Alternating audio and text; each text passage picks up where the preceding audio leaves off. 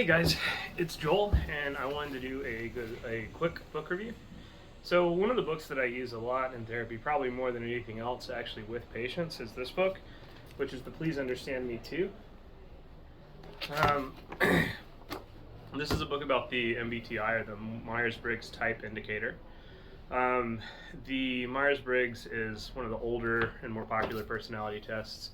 The enneagram is kind of growing in popularity and is a little newer, and so you hear about that one a little bit more now, at least I do. They're kind of measuring different things. Why I think this book is helpful is, one, you don't have to have like extensive training in the Myers-Briggs type structure to get it. You can just kind of pick it up and you automatically, it kind of does a lot of the hard work for you.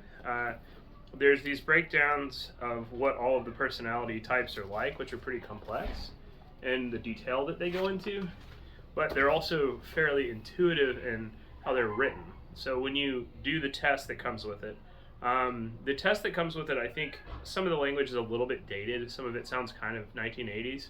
If you want to use a newer Myers-Briggs test, you could, as long as it's not one of the kind of like cheapy ones you get online. I would actually get like a real one that is kind of backed by some kind of organization that does typology work. But once you do that, you can look up the description of your type or your client's type or your client's spouse's type if you're doing kind of marriage and family work. And it says, this person is drawn to this, they're kind of mistrustful of people who talk in this way, or these kind of parts of life. This is what that kind of avoidance and attraction does to your relationships. This is what it does to the kind of career goals that you go to. These are the things you might struggle with in life. Now, a lot of those things will be true, but not all of them. The things that are helpful are generally very helpful without really going into a whole lot of detail about how the MBTI works. It's a good book to give clients just some tools from that world of typology. Even if you don't have extensive training in it, the book kind of does it for you. So it's kind of maybe nice to make it your first book on typology. But one of the things that, and I've said this before on another video, but I think it is important to say this because I just see the Myers-Briggs either misused so much by people who think they like it, or written off by people who think they don't like it for the wrong reasons. What the Myers-Briggs is not is a horoscope. It isn't kind of trying to cast a general net so that you see some part of yourself in the description and then you like it. What it isn't also is something that says, all right, this is who you are, this is what you're good at, kind of like a career test for life that says this is all you can be or something, or puts you in a box. That isn't what the Myers-Briggs typology indicator does, or what any kind of typology work that's good and actually based on the Jungian concepts that Carl Jung starts, and then Isabella Myers and Briggs turn into that test. What that is noticing, what that test is measuring, is the modes of thinking that you are comfortable with. So that isn't necessarily good or bad. It just means you're comfortable thinking about exterior concepts outside of you as an extrovert and paying attention in this sphere. Or you're very comfortable measuring inner phenomena and inner senses or inner feeling or inner ideas, and that and one of the things that John Beebe says that I think is pretty brilliant is that what therapy is doing, any therapy model that works, is it's teaching the person to be comfortable with their inferior type. So if you took the Myers-Briggs and all your points were in this one category, the exterior, that you're an extrovert, or that you're a sensor, you just kind of feel what your body's doing. Or maybe you're a feeler and you're totally out of touch with what your body's doing because you're always acting on this emotion of, I'm going to drink away this. What you're doing is you're teaching somebody to be more comfortable in a mode of thinking that they're not good at. You're saying, hey, yeah, you're trying to solve all the problems this way, as coming at it from an emotional place, or coming at it from a detail-oriented, logical, thinky place.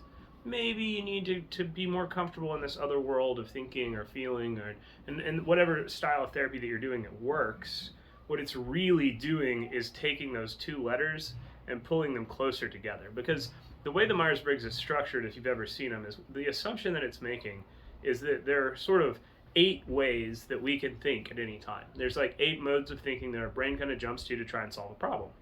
And each one of those 8 is a direct opposite of another type that it's kind of on top of. So you're always one of those 2 letters. If I'm extroverted, if my brain is trying to say like, hey, what's going on around me? What is this?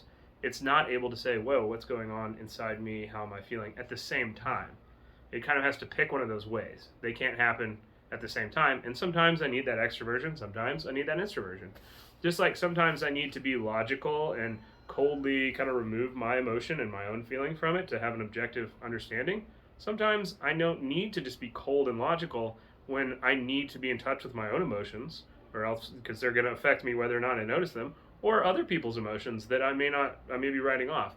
And so, but I can't do those at the same time. I'm operating in one of those areas.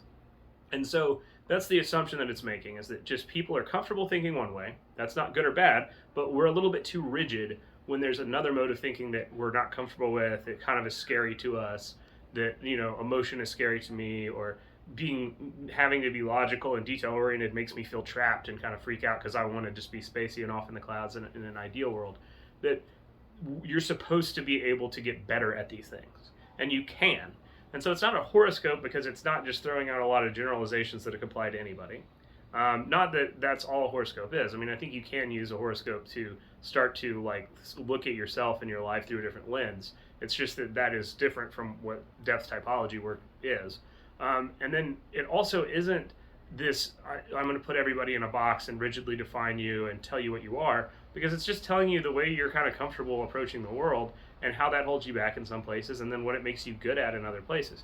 It also tells you what percentage of the world, how common this personality type, and people tend to kind of like that. I mean, there's a lot of sort of ENFP, INFP, INFJ people that are like, oh, okay, that's why I sort of intuitively get that someone's going to get me, but that isn't very many people. And maybe that's limiting me. Maybe I should try and be comfortable with more types than that. And then, that tends to be something that patients like too.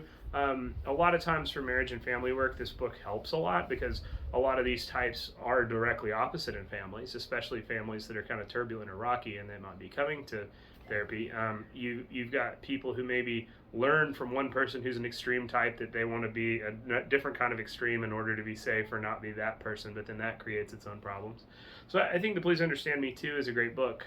It's been around since, mid 80s. I think the second version was out. So it's older, and there's a lot of other books that can get you deeper into depth typology and what it is.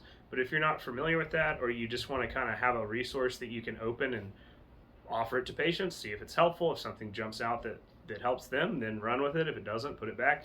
Then that's kind of, if that's your attitude or that's your level of training in the Myers-Briggs, I would buy this book because I think that it's interesting.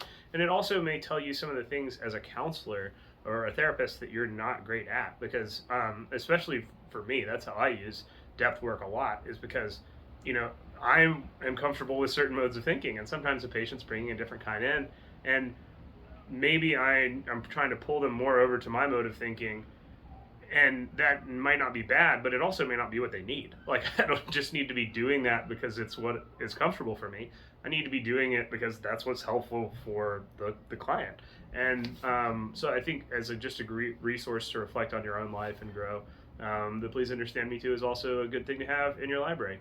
So thanks. I hope that's helpful. And if you want more resources, check out the website at gettherapybirmingham.com.